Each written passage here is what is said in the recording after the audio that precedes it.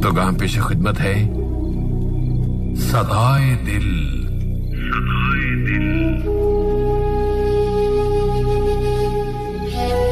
सदाए दिल तरतीब पेशकश सैफुर रहमान।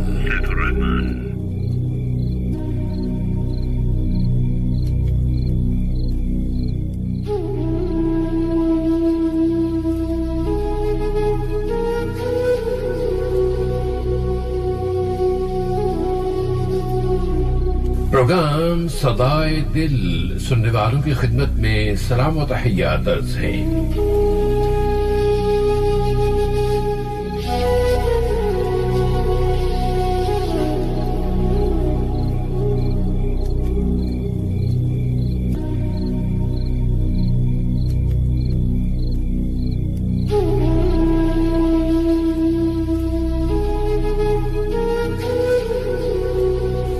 सामीन, प्रोग्राम है सदाए दिल यानी दिल की पुकार, और हमारे दिल की एक सदा और एक पुकार ये भी है कि लफ्जों का और अल्फाज का एहतराम किया जाए। हर लफ्ज को जुमले में उसी जगह पर रखा जाए जिसका वो हकदार है। हम लोग अक्सर अपने माशरे और समाज में अल्फाज की बेहुरमती कर देते हैं और दिन रात करते रहते हैं। उसकी मिसालों से तो एक दुनिया भरी हुई है। अहले इल्म और अहले दानिश मादी में तो बकसरत अल्फाज के सही और बरमहल इस्तेमाल की तरफ तवज्जो दिलाया करते थे, लेकिन अब शायद वो भी थक गए हैं और उनकी आवाजें हंगामों भरी तेज रफ्तार जिंदगी के शोर में दबती जा रही हैं। लेकिन जरूरत तो बहरहाल अपनी जगह मौजूद है। तो हमने ये सोचा कि उन मध्यम होती आवाजों में सदाए दिल को भी क्यों न शामिल कर दिया जाए कि शायद किसी का मेदा अब भी इतना मजबूत हो कि वो इस सकील ग़िज़ा को हजम कर ले। वगरना उमूमी रद्द-ए-अमल तो यही जाहिर किया जाता है कि बहुत मुश्किल उर्दू बोली जाती है, पता नहीं क्या कहते हैं, और अगर पॉपुलर जुबान बोली जाती तो शायद हमारे भी कुछ पल्ले पड़ जाता। वैसे सामीन, हमें भी पॉपुलर मेरठी इसलिए पसंद है कि उनका ताल्लुक हफीज मेरठी के शहर से है, जो ये कहते कहते सधार गए कि शीशा टूटे गुल मच जाए, दिल टूटे आवाज न आए। हमारा दिल तोड़ने का कतई कोई इरादा नहीं है, बल्कि हम तो टूटा दिल दिखाने की भी जसारत नहीं करेंगे। अलबत्ता कुछ बातें जरूर करना चाहेंगे जिनमें शायद कोई एक आध जुमला और कोई एक आध बात आपके भी काम आ जाए।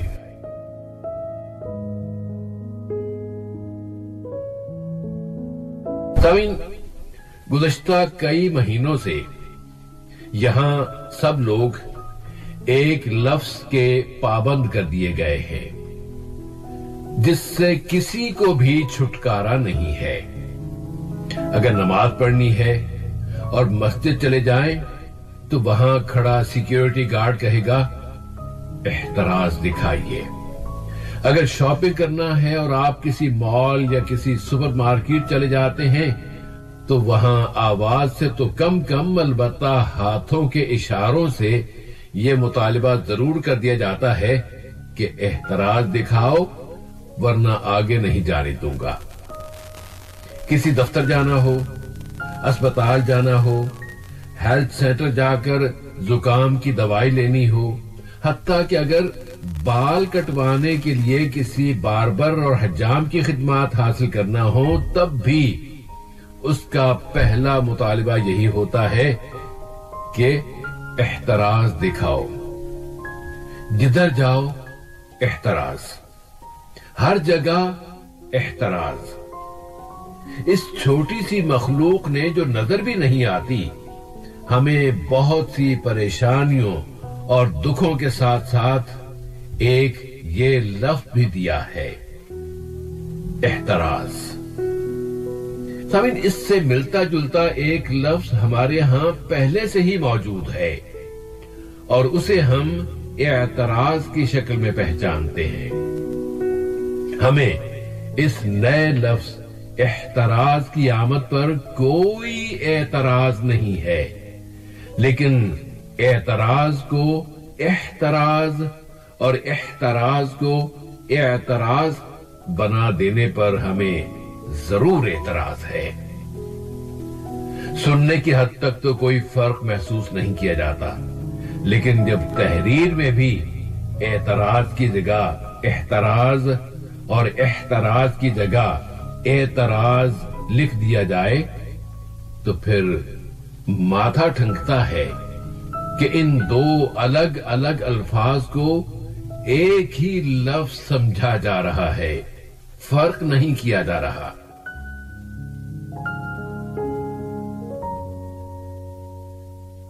سامعین، اگر آپ کو ناگوار محسوس نہ ہو اور اگر آپ سن لینے کی تھوڑی سی ہمت کر لیں یا چند لمحوں کے لیے ہمیں برداشت کر لیں تو ہم یہ عرض کرنا چاہیں گے کہ کورونا کی آمد کے بعد ہمیں یہاں جو لفظ ملا ہے وہ ہے احتراز، جسے اگر انگلش الفابیٹ میں لکھا جائے تو وہ ہوں گے EHTERAZ،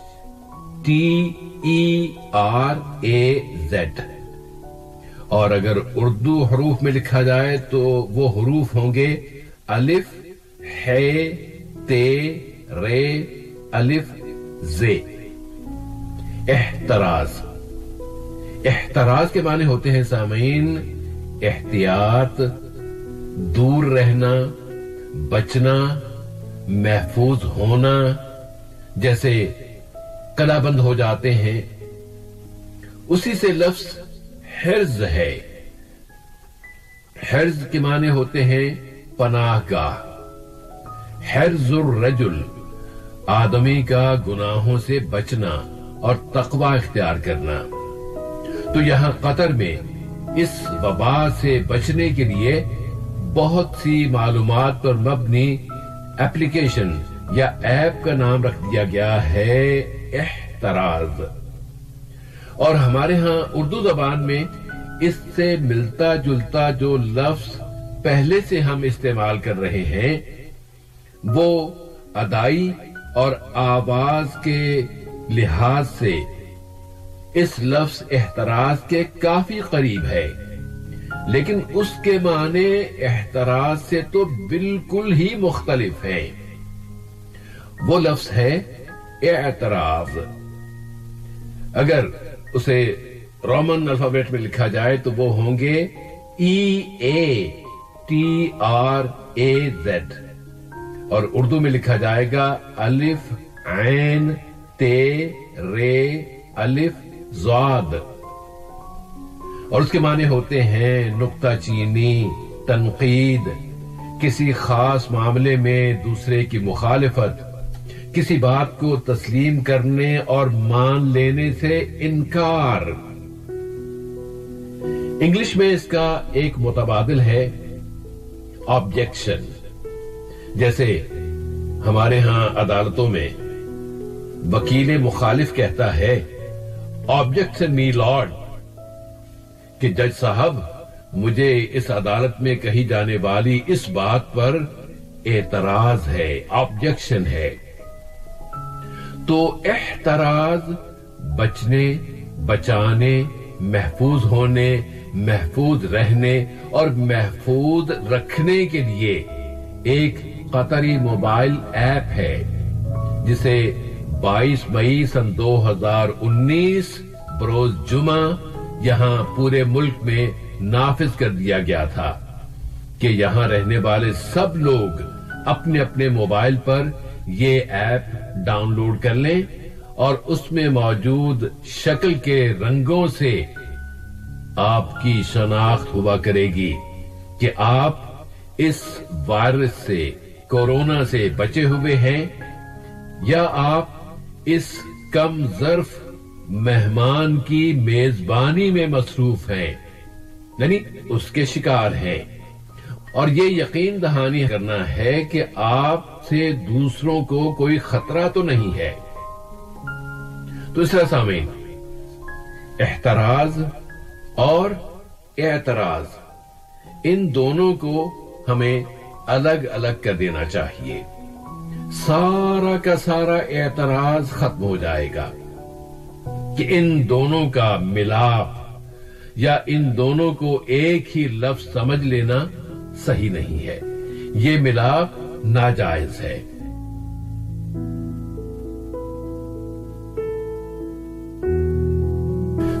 ان دونوں لفظوں کے تو ڈی این اے یعنی ان کے مصدر بھی ایک دوسرے سے بالکل مختلف ہے۔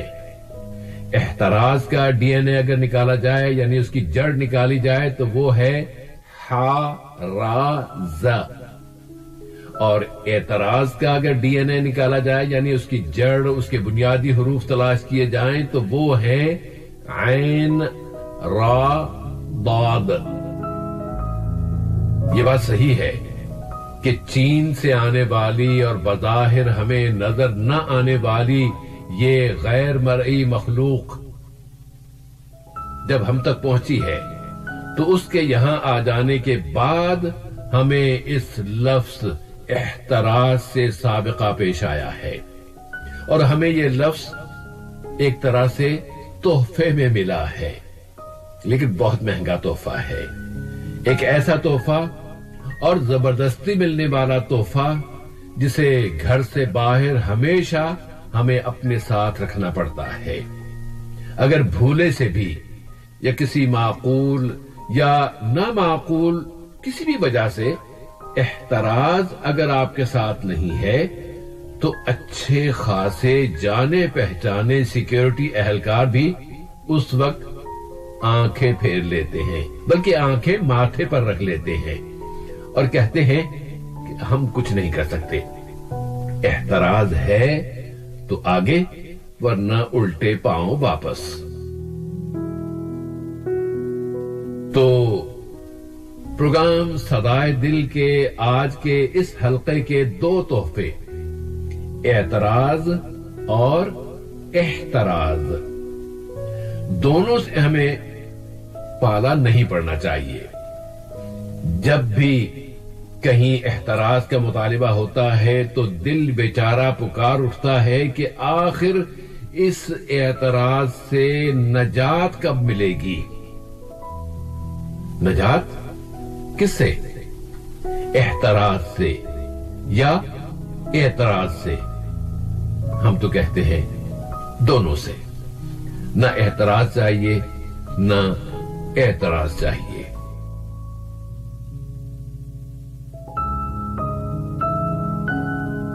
اور سامعین، اب آتے ہیں علامہ اقبال کی نظم شکوہ کے 12ویں بند کے آخری شعر سے اس پروگرام کے اس دوسرے حصے کی بات کا آغاز کرتے ہیں۔ وہ شعر ہے: دشت تو دشت ہے، دریا بھی نہ چھوڑے ہم نے، دشت تو دشت ہے، دریا بھی نہ چھوڑے ہم نے، بحر ظلمات میں دوڑا دیے گھوڑے ہم نے۔ دشت کہتے ہیں صحرا کو، یعنی ڈیزرٹ کو، کہ صحرا تو صحرا ہیں جن میں سفر کرنا اور جن پر چلنا پانی پر چلنے سے آسان ہوتا ہے۔ ہم نے تو صحرا ہی نہیں کئی دریا بھی پار کر ڈالے ہیں، بلکہ ہم تو اس سے بھی آگے بڑھ کر بحر ظلمات میں بھی گھوڑے دوڑا چکے ہیں۔ اب یہ بحر ظلمات بھی ایک اجنبی لفظ ہو سکتا ہے۔ اس لفظ کا اگر لفظی ترجمہ دیکھا جائے تو وہ ہوتا ہے اندھیروں کا سمندر، بحر ظلمات، اندھیروں کا سمندر، یہ واقعی ایک بہت بڑا سمندر ہے، عملاً موجود ہے، اور اس کا موجودہ نام بحر اوقیانوس ہے۔ انگریزی میں اسے اٹلانٹک اوشن کہا جاتا ہے۔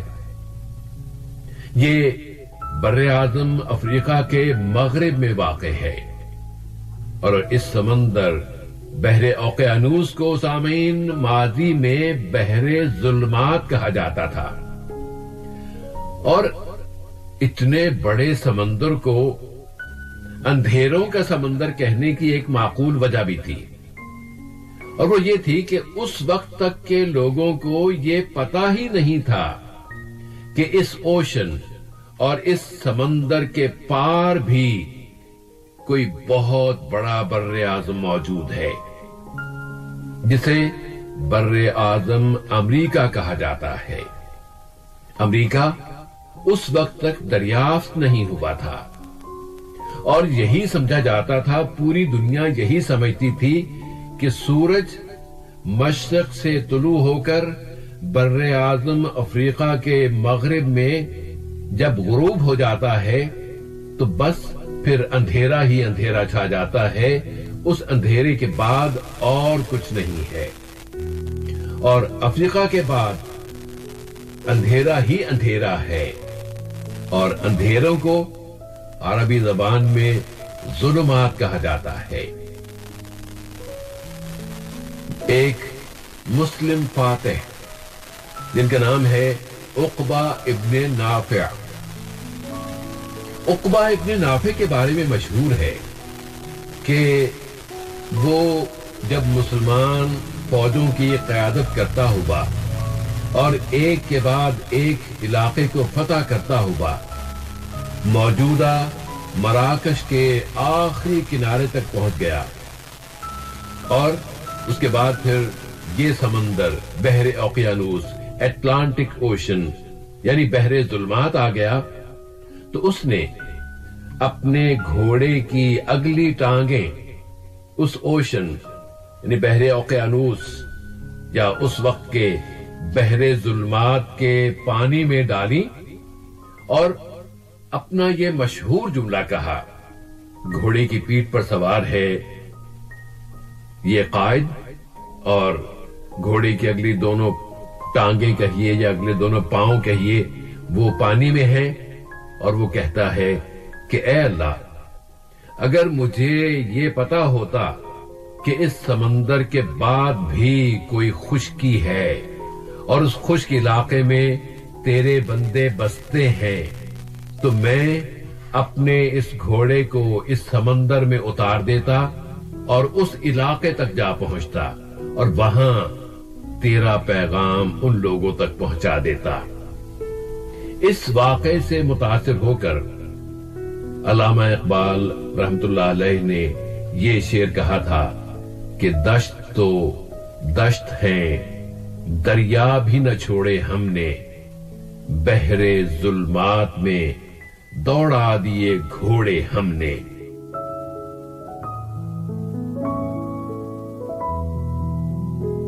عقبہ ابن نافع واقعی ایک پوری تاریخ ہے، اور عقبہ ابن نافع کا انجام بھی دل کو زخمی کر دیتا ہے، رنجیدہ کر دیتا ہے۔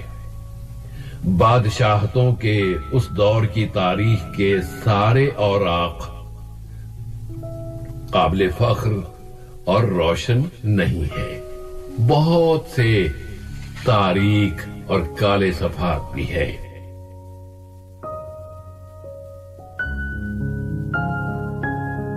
سامعین، اب اپنی گفتگو کو روک لیتے ہیں اور یہ بند پھر سنتے ہیں۔ محفل کون و مقام سحر و شام پھرے، میں توحید کو لے کر صفت جام پھرے، کوہ میں دشت میں لے کر تیرا پیغام پھرے، اور معلوم ہے تجھ کو کبھی ناکام پھرے، دشت تو دشت ہے دریا بھی نہ چھوڑے ہم نے، بحر ظلمات میں دوڑا دیے گھوڑے ہم نے۔ اب اگلی ملاقات تک کے لیے اجازت دیجیے، فی امان اللہ۔